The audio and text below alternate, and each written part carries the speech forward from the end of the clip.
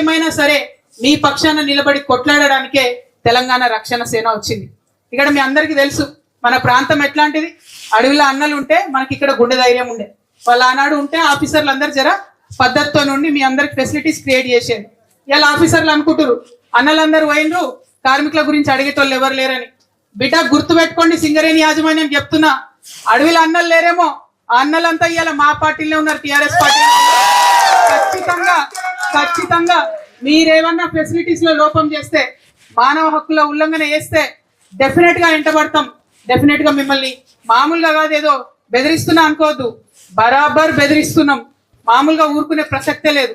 Legal గా కూడా చెప్తున్నా, అన్ఫేర్ లేబర్ ప్రాక్టీసెస్ కింద అంతకుముందేమో 500-1000 రూపాయలు జరిమానా ఉంటుండే. ఇప్పుడు కేసు బుక్ చేస్తే మినిమం 50,000 ఉంటది, ఆఫీసర్లకు డిమోషన్ కూడా ఉంటది. కాబట్టి మీరు వేధించడం ఆపేసేయండి, వెల్ఫేర్ కోసం ఆలోచన చేయండి.